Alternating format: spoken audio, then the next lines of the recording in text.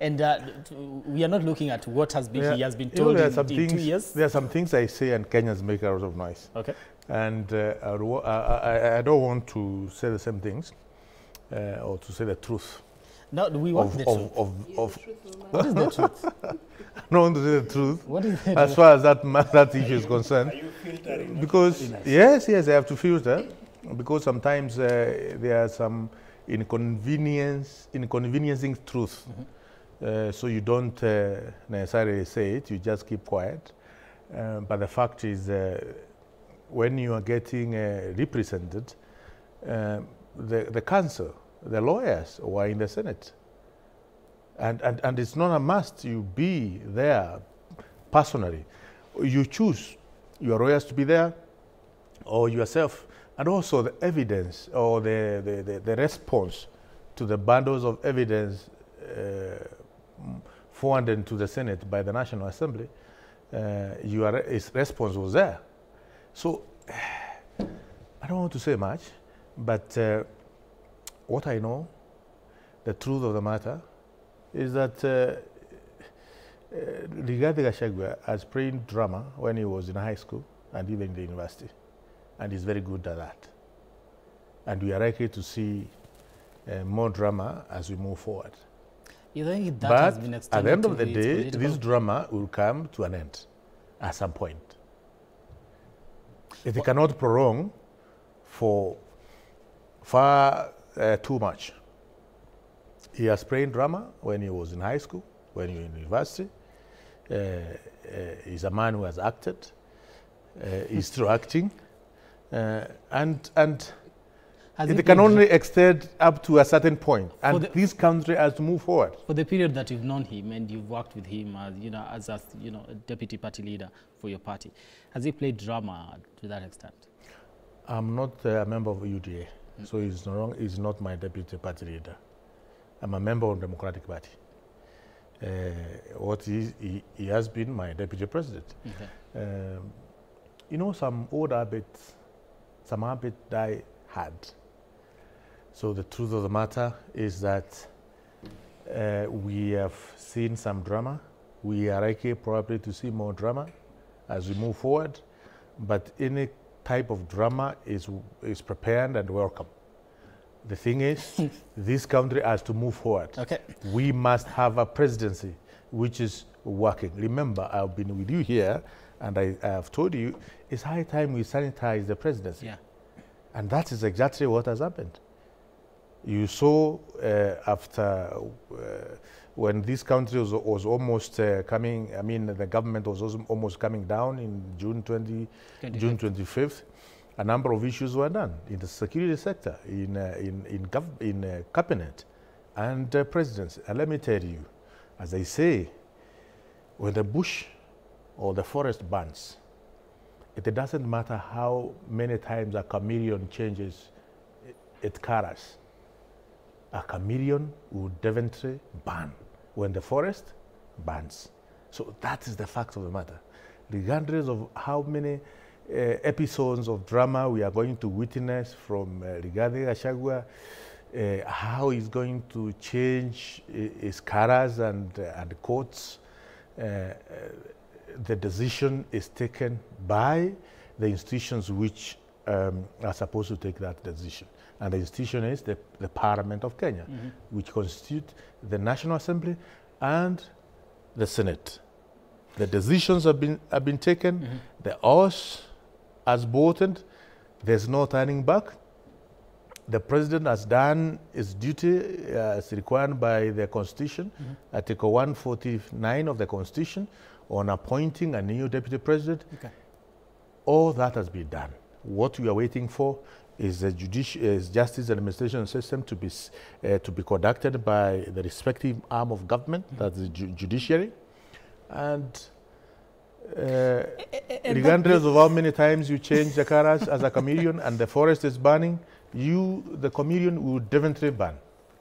Okay, we might have some rain and maybe the fire stops in that particular forest. But listen, in the aspect, or to some extent, because now it's a judicial process, and I know we do not want to comment on whatever is happening in the corridors of justice. But Honorable Ruku, if at all the deputy president gets reprieve from the courts, what would that look like in the political scene and the decision that was made by the House? My brother, public participation was done. Proper public participation in each and every constituency of the Republic of Kenya. The results of the public participation were tabled in the National Assembly. It's a requirement by the Constitution of Kenya to conduct public participation when such a process is going through. I don't see, and I don't want to comment some of these things because it is happening there in the court, but there is no escape route as far as these matters is concerned. From where I sit, all the necessary precautions as far as obeying all the articles of our Constitution and obeying all the laws, the Fair Administrative Action Act, because every Kenyan has a right to be treated fairly. All the provisions of laws have been taken in place as far as conducting these proceedings, the impeachment proceedings is concerned. So let's give our courts the opportunity to hear the cases, you know, and then they determine. But I can assure you from where we sit, we, as far as National Assembly and the Senate is concerned, we have been extremely fair to the impeached Deputy President, Rigathi Gachagua, in carrying out this process. And we expect the court to confirm or to agree with us. We have been fair. There's no law that we have contravened. There's no article of our Constitution that has been negated.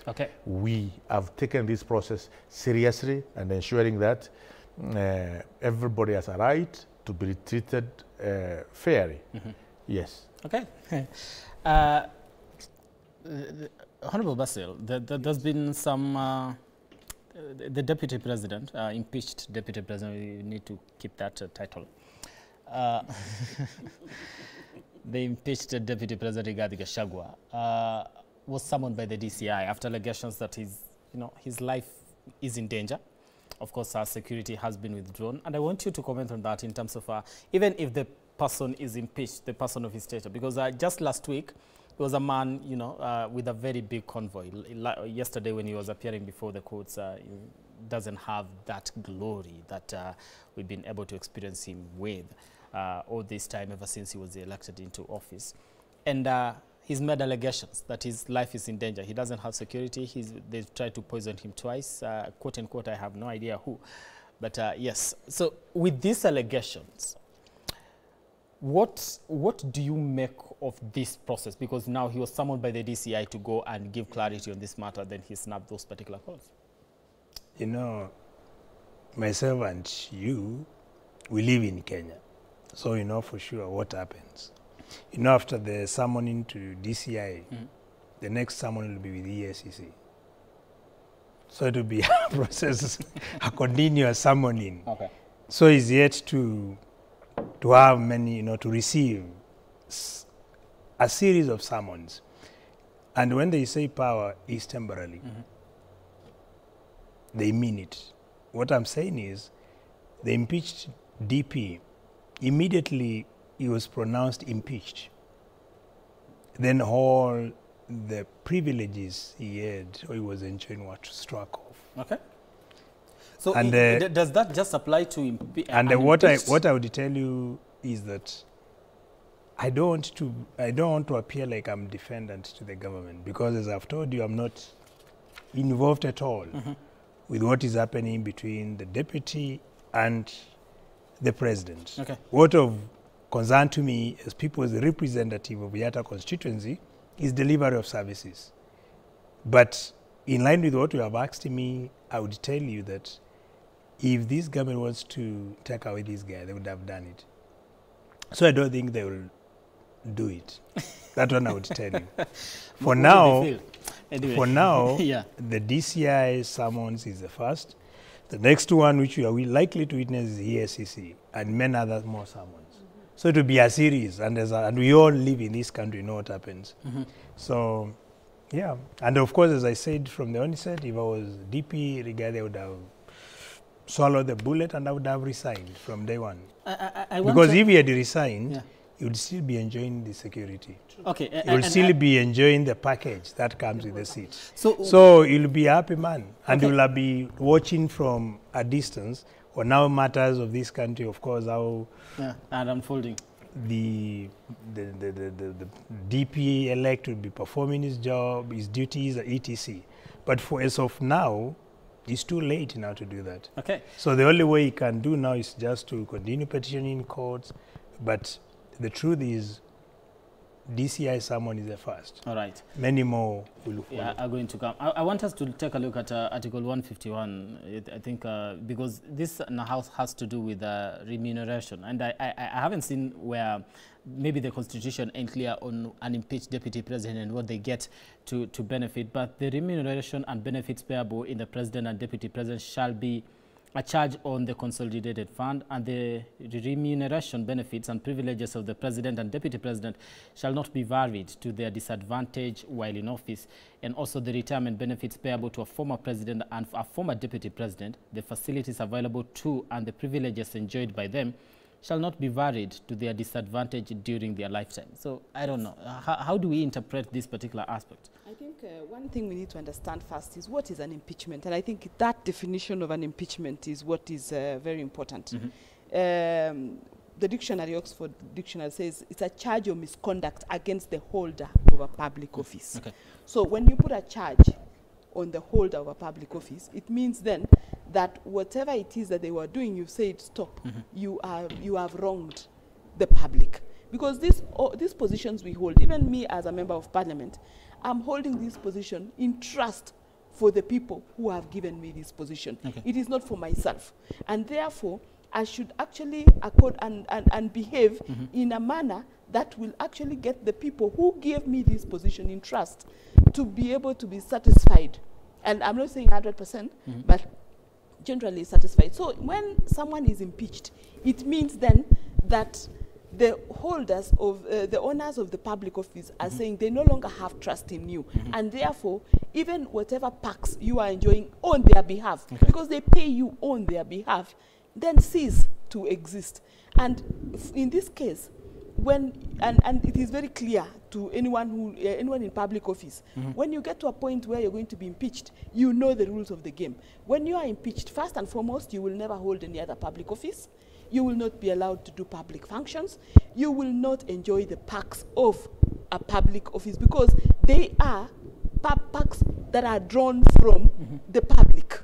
They are drawn from your taxes as an individual. So all that is what you face when you go through an impeachment. So many a times, many people decide, let me resign, as opposed to going through this process. And when you resign, it means then that you are not taken through a process where the public trust has been removed. So you end it there. But once that impeachment motion has been tabled, let's just look at it from the onset. If the impeachment motion has been tabled, then there's an issue with your conduct.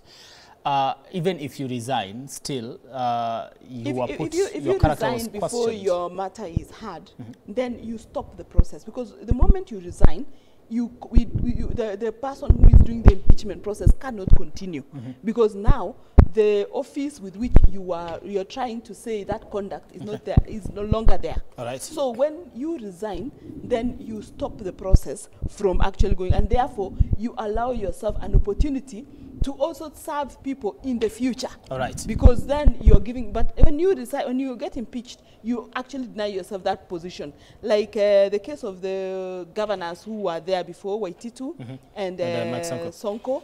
You see, right now they can't even participate in any political issues, and they can't even stand for any political office because of the impeachment process. Those are the dangers of the impeachment process. All right. Yeah. Honorable Ruku, as we wind up, I'd like you to comment on what does the future for the second in command look like from where you sit?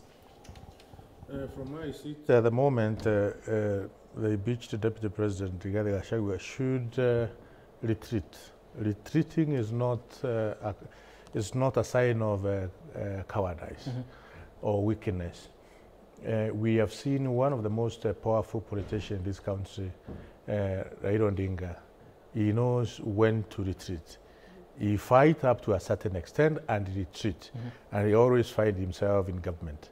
So I think Gachagua has only one option: let him retreat, let him negotiate with the state behind the scenes where nobody knows what they are discussing. Okay. And if he's able to do that, he'll be able to have a more comfortable future. You know, he'll be able to call shots within the political scenes. But if he continue pushing the way he's doing at the moment, at the end of the day, the most disadvantaged person will remain Rigathi Gachagua. We have advised him in the past when he was still deputy president. Many of us, members of parliament, and senators, and even governors, right now have talked to to him. his political career. Sorry? The utterances he's giving right now, are they going to injure his political career in the coming days? Already his political career is in total chaos, because once you are impeached, you cannot hold any public office. He has been impeached by the Parliament of Kenya. He can't hold any public office. For now, he can be a kingmaker if he can retreat and negotiate. Okay. Negotiate on some issues. So I think that will be the best strategy for him to do at the moment. All right. Because you can imagine, Raila Odinga is a very powerful politician with huge following in the Republic of Kenya. Okay. Rigathi Gachagua does not have even a quarter of such a following, committed followers. Today, business is going as usual in his village, Wamonyoro. Nobody even cares about whether he was impeached or not in Nyeri, Wamonyoro village. Nobody in this CBD cares whether Rigathi Gachagua was impeached or not. What if people some people are conducting have their said, let's meet in business 2027? I want to take some feedback here. Sorry? What if people say, okay, we let this slide, but we meet in 2027? Let me tell you. Let's take some feedback here before we get final remarks as we wind up for this conversation this morning.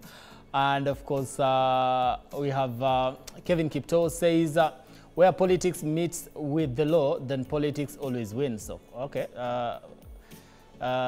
Geoff Tamzi says the High Court three-judge bench is now officially a kangaroo court, being schooled by Elisha Ongoya and Paul Muite. Lawyer advocate Elisha Ongoya is very balanced, deeply researched, well-reasoned, and fires punches that score. That is Geoff Tamzi. Simon Dego says laws are meant to benefit those who make at the expense of the consumers.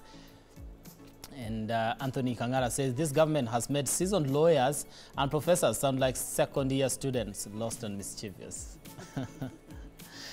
Steve Mushoki says impunity. Even a governor is not impeached that fast. Not like Gachagua is a good person, or I'm voting for him, but bars have to be set to standard. Okay. Emmanuel Daro says, for sure, where is the hurry? Where are we going? Okay. Gadoni Jen says, why should impeaching a DP be so simple, by the way? Before a good number of Kenyans knew we are impeaching a DP, he was already impeached at midnight. Okay, I'm totally out of time. 30 seconds. Final remarks, 30 seconds, kindly. Yes. As I said from onset, what we want as Kenyans is services. Because remember, my constituents wants to see delivery in terms of good roads. Okay. I'm talking of bitumen standards roads. I'm talking of electricity connectivity. I'm talking of high BC reconstitutions to make sure that we are in line with what is happening. Streamlining the funding models for the universities, because currently we are in crisis and no one is talking about that. Okay. And so many other pending issues which are of concern to my constituents. Good. Yeah. And I totally agree with him. You know, right now, Kenya has a lot of issues that are happening. We still have the Adani case that is not sorted out. We have so many issues that, as we speak right now, we should be focusing on. Okay. But you see, we are all centered on one position, which in an ideal scenario, we should have moved on. All right. Because we need to close this. But this position is to the more stringent issues that are affecting Kenyans. Okay. Because if tomorrow we don't have an airport, then okay. what happens to us? Honorable Ruku, 30 seconds, final remarks. To the Minister in charge of Education and the Minister in charge of Health, they have to do what is right. Okay. As far as our education sector is concerned, they have to get it right. All right. As far as the transition of from NHIF to SHIF, they have to get it right. Okay. We have no room for any manipulation or any laxity. Okay.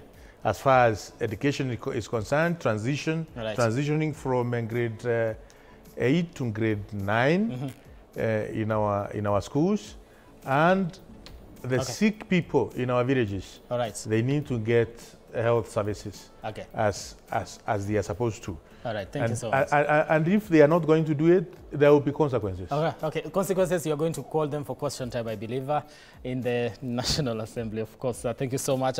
Honorable Marianne said we are focusing on a lot of things that, you know, we should have moved on. But they brought this to us. You brought this motion. All right, that does it for us. Thank you so much for your feedback and being part of this particular program ever since we started at 6 all the way to this particular moment, 7:53. I do want to thank you so much for watching. On behalf of everyone that made it a success, I have so many people behind the scenes making me look good on air and having this conversation. I do want to thank you so much for watching. Let's do this again next time. Do have yourselves a lovely day today as we wait for the ruling on whether the empanelment of the 3-judge bench was done right by that is the DCJ. We'll be following that and bringing you up to speed as far as that is concerned. Up next is Morning Vibe with Remy Majala. She'll be taking a look at State of the Nation.